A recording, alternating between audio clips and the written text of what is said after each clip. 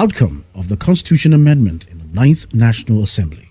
This video explains the new constitutional alterations that came into force in 2023. They are part of the 5th set of alterations to the 1999 Constitution of the Federal Republic of Nigeria. Out of several amendment proposals sent in by citizens, 68 bills to amend the Constitution were considered by federal lawmakers for voting. 44 of these bills were passed by the National Assembly and sent to the state houses of assembly. About 39 bills were adopted by the states, while only 18 were signed by the president. Now, let us look at these 18 provisions.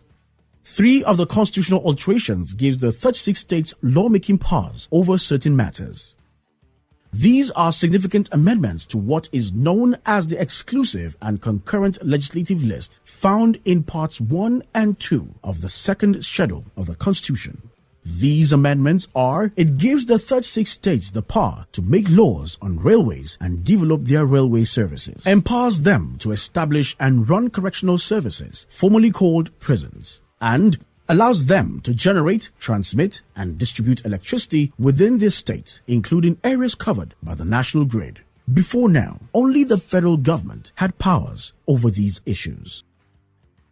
Another significant amendment deals with strengthened financial independence of the 36 state houses of assembly and state judiciaries. Contained in sections 121 and part 2 of the 3rd schedule of the Constitution, it sets out a process that allows state legislatures and judiciaries to get direct public funding from the budgets of their respective states. This would allow them the freedom to manage their funds and affairs without executive interference.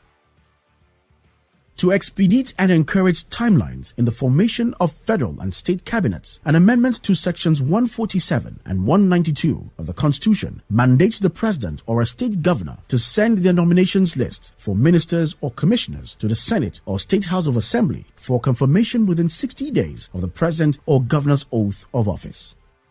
Moving to the legislature, sections 54, 96, and 311 were amended to guide the first session and inauguration of members-elect of both the national and state houses of assembly by mandating that a quorum of at least 2/3 of all members of each house is met. This would ensure that a majority of lawmakers are present at this first session, where they get to elect their principal officers. On election dispute resolution, sections 285 of the Constitution was amended to ensure that the period of occurrence of intervening unforeseeable events such as natural disasters or emergencies are expressly excluded in the calculation of time for resolving pre-election and election matters. This aims to reduce rigidity in the strict timelines laid out for such matters and prevent litigants from being shut out of the courts due to what is called a force majeure or an act of God. Dealing with the judiciary, an amendment to sections 291 now provides for a harmonized retirement age of 70 years for all judges of superior courts and ensures uniformity in the pension rights of judicial officers. A further amendment to part 1 of the 3rd schedule to the Constitution stipulates a person to be appointed as secretary of the National Judicial Council must be a seasoned legal practitioner with at least 15 years post-call experience. In addition, an amendment to sections 254F deletes a provision that made certain criminal legislations such as the Criminal Code and Penal Code applicable to the National Industrial Court. This is mostly to give effect to the current reality of the Industrial Court not dealing with criminal matters. Another noteworthy amendment can be found in Section 16 of the Constitution, which mandates the government to direct its policies towards ensuring food security via strategies that guarantee accessibility, availability, and affordability of food. This is, however, a policy directive and does not create an enforceable right to food. This includes presiding officers of the National Assembly, that is, the President of the Senate and the Speaker of the House of Representatives in the membership of the National Security Council. An amendment to Part 2 of the 1st schedule of the Constitution corrects the error in the definition of the boundary of the Federal Capital Territory, Abuja, by replacing Plateau with Nasarawa, which is the correct boundary state.